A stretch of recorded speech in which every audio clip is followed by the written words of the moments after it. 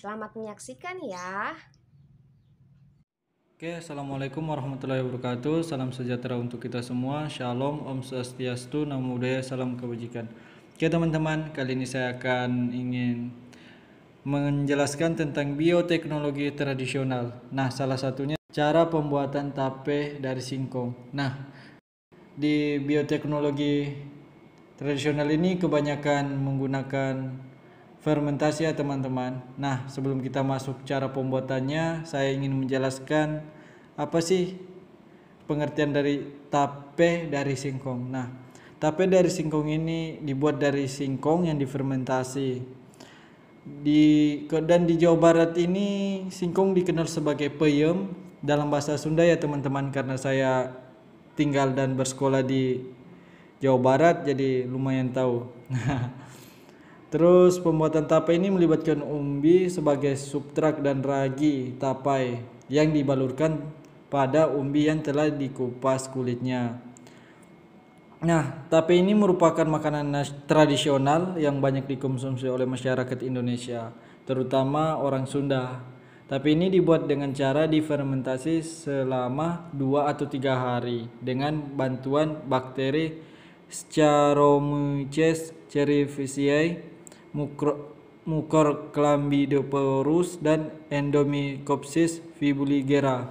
Nah, itu teman-teman. Mohon maaf kalau salah pengucapan karena lumayan sulit ya teman-teman pengucapannya. Nah, mungkin kita langsung aja masuk ke pembuatannya. Nah, ini bioteknologi tradisional di bidang pangan. Nah, saya ambil pembuatan tape dari singkong. Nah, langsung aja kita masuk alat dan bahannya. Alat dan bahannya itu alatnya ada panci, baskom, pisau, kain lap, sendok dan garpu, kompor, penyaring, piring. Nah, ini alatnya dan bahannya ada singkong, daun pisang, ragi, dan air. Nah, bisa teman-teman lihat sendiri. Terus kita langsung aja cara pembuatan tape singkong. Yang pertama kita siapkan semua alat dan bahan yang diperlukan. Nah, kita siapkan dulu alat dan bahannya. Kemudian kedua kupas singkong dan kikis bagian kulit arinya hingga kesat. Nah, kulit arinya hingga kesat ini teman-teman. Nah, singkong yang kita udah kupas, kita kupas lagi, kita kikis lagi sehingga dia tidak licin. Ketika udah tidak licin, nantinya menghasilkan yang baik katanya. Menghasilkan yang baik karena tidak mengandung minyak. Nah, ketiga, potong singkong yang telah dikupas sesuai keinginan. Nah, potongnya terserah teman-teman mau seperti apa. Keempat, cuci hingga bersih singkong yang telah dipotong. Nah, setelah kita kikis tadi, kita cuci lagi kembali agar kelihatan bersih ya teman-teman.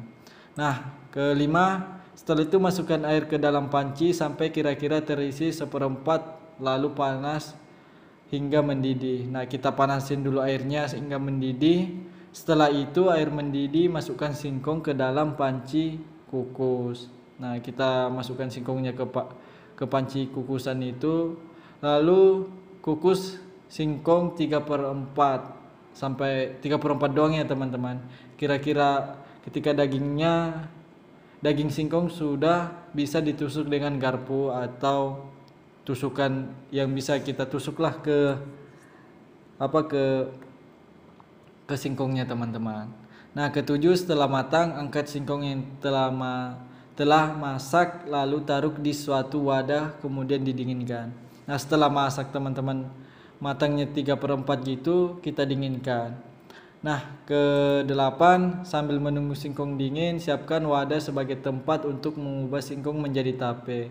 Nah, wadahnya itu sesuai nih ya teman-teman, segimana banyaknya teman-teman bikin. Kalau banyak ya pakai wadah yang besar, kalau dikit aja ya yang sederhana aja. Wadah itu di baskom. Wadah itu terdiri dari baskom yang bawahnya dilapisi dengan daun pisang. Nah, teman-teman, wadahnya itu dilapisi dengan daun pisang dan nantinya akan dibungkus.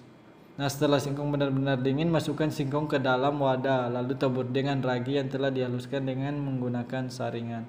Nah, singkong yang udah didinginkan tadi dimasukkan ke wadah, kemudian ditaburi dengan ragi. Salah satu contohnya ini ya teman-teman. Ini fotonya saya ambil di Google. Nah, lanjut yang ke-10. Singkong yang telah diberi ragi ini kemudian ditutup kembali dengan daun pisang.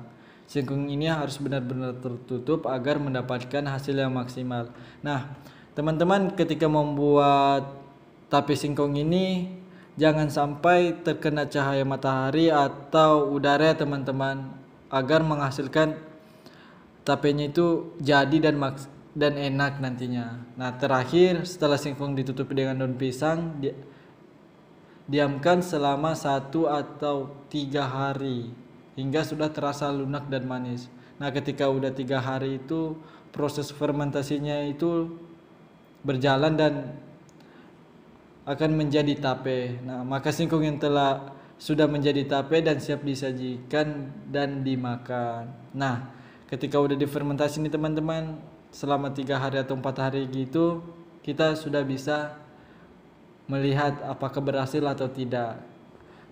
Nah, mungkin itu aja teman-teman yang saya bisa jelasin tentang bioteknologi tradisional di bidang pangan. Salah satunya itu pembuatan tape dari singkong. Dan mohon maaf jika ada salah kata atau ucapan atau pembahasannya kurang jelas, karena kita sama-sama belajar dan saling berkarya. Terima kasih. Assalamualaikum warahmatullahi wabarakatuh. Selamat siang teman-teman semuanya. Perkenalkan, namaku Yusril Mahendra Jusba, kelas 12 Multimedia SMK Bakti Karya. Nah, di sini saya akan menjelaskan teknik kultur jaringan pada tanaman. Kultur jaringan itu apa sih sebenarnya? Jadi, kultur itu adalah budidaya dan jaringan adalah sekelompok sel yang mempunyai bentuk dan fungsi yang sama. Nah, itu dia penjelasannya dari kultur jaringan. Nah, sekarang saya akan menjelaskan teknik kultur jaringan pada tanaman anggrek. Yang pertama itu pemilihan explant. Explant merupakan suatu sel atau irisan jaringan tanaman secara aseptik, diletakkan dan dipelihara dalam medium adat atau cair yang cocok dan dalam keadaan steril. Selanjutnya ada pembuatan media. Media merupakan faktor penentu dalam perbanyakan dengan kultur jaringan. Komposisi media yang digunakan tergantung dengan jenis tanaman yang akan diperbanyak. Yang ketiga, inisiasi adalah pengambilan explant dari bagian tanaman yang akan dikulturkan. Bagian tanaman yang sering digunakan untuk kegiatan kultur jaringan adalah tunas. Sterilisasi. Sterilisasi adalah bahwa segala kegiatan dalam kultur jaringan harus dilakukan di tempat yang steril, yaitu di laminar flow dan menggunakan alat-alat yang steril. Yang keempat, multiplikasi. Multiplikasi adalah kegiatan memperbanyak calon tanaman dengan menanam explant pada media. Kegiatan ini dilakukan di laminar flow untuk menghindari adanya kontaminasi yang menyebabkan gagalnya pertumbuhan explant. Selanjutnya, pengakaran. Pengakaran adalah fase di mana explant akan menunjukkan adanya pertumbuhan akar yang menandai proses kultur jaringan yang dilakukan mulai berjalan dengan baik. Dan yang terakhir, aklimatisasi. Aklimatisasi adalah kegiatan memindahkan explant keluar dari ruangan aseptik ke bedeng.